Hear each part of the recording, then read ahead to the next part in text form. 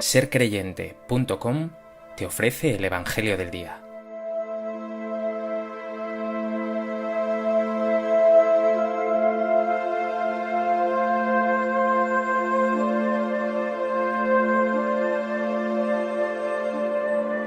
Del Evangelio de Marcos. En aquel tiempo le envían a Jesús algunos de los fariseos y de los herodianos para cazarlo con una pregunta. Se acercaron y le dijeron: Maestro, sabemos que eres veraz y no te preocupa lo que digan, porque no te fijas en apariencias, sino que enseñas el camino de Dios conforme a la verdad. ¿Es lícito pagar impuesto al César o no? ¿Pagamos o no pagamos? Adivinando su hipocresía, les replicó: ¿Por qué me tentáis? Traedme un denario, que lo vea. Se lo trajeron. Y él les preguntó: ¿De quién es esta imagen y esta inscripción? Le contestaron: del César. Jesús les replicó: Dad al César lo que es del César y a Dios lo que es de Dios. Y se quedaron admirados.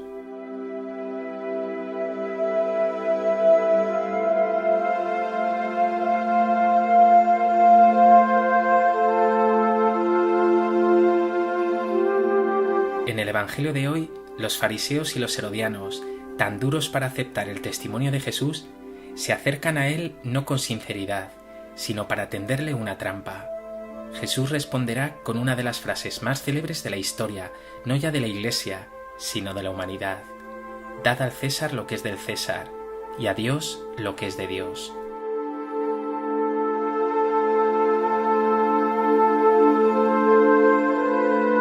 A propósito de este texto del Evangelio de Marcos, me gustaría compartir contigo 3 reflexiones.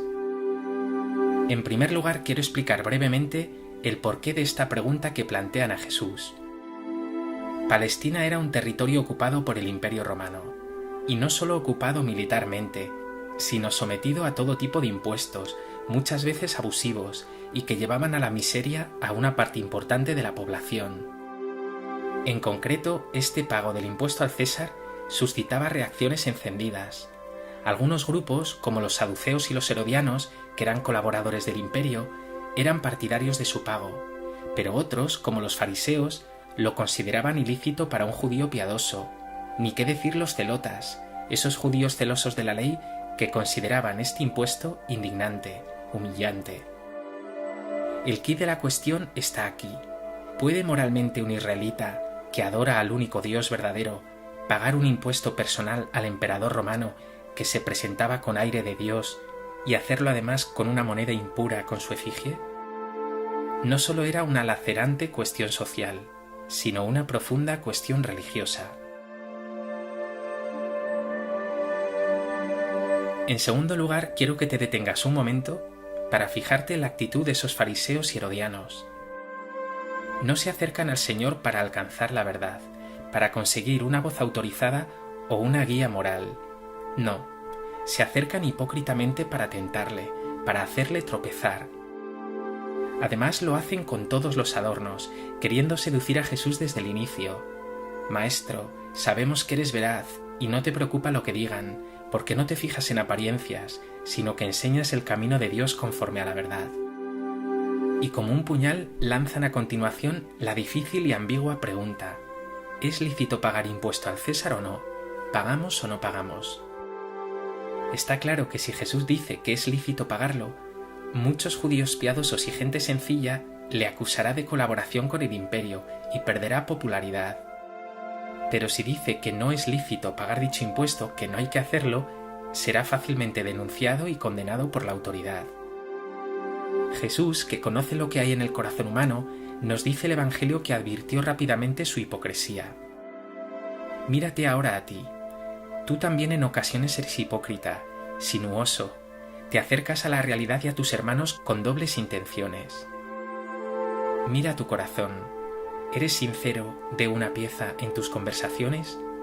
¿O dejas demasiado a menudo entrar en tu boca palabras interesadas, dobleces e hipocresías?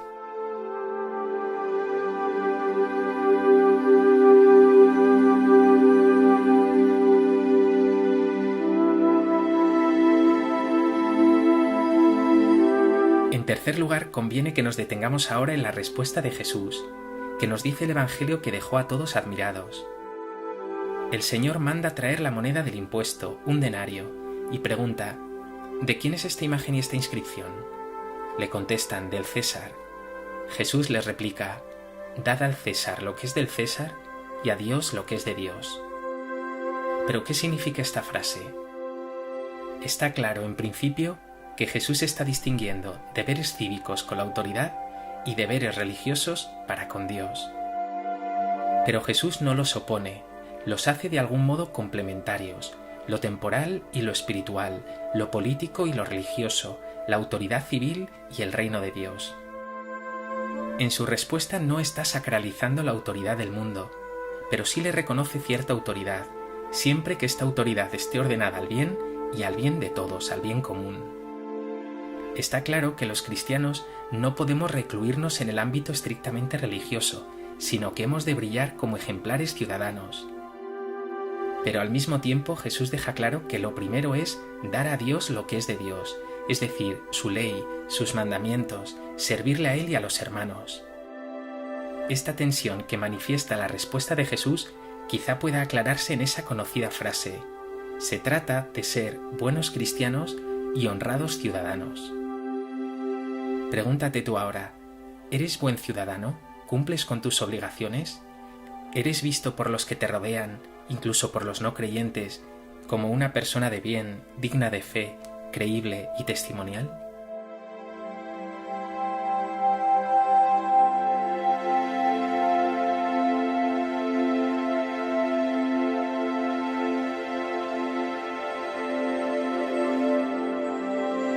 Pues que este Evangelio te lleve a huir de toda hipocresía, a profundizar en tus compromisos con Dios, de amor a Él y al prójimo, y también con tus compromisos como ciudadano, un testimonio de buen cristiano y de honrado ciudadano. Y para terminar, me gustaría que terminaras esta reflexión escuchando un fragmento de la carta a Diogneto, un escrito cristiano precioso del siglo II, que sin duda te servirá hoy de meditación.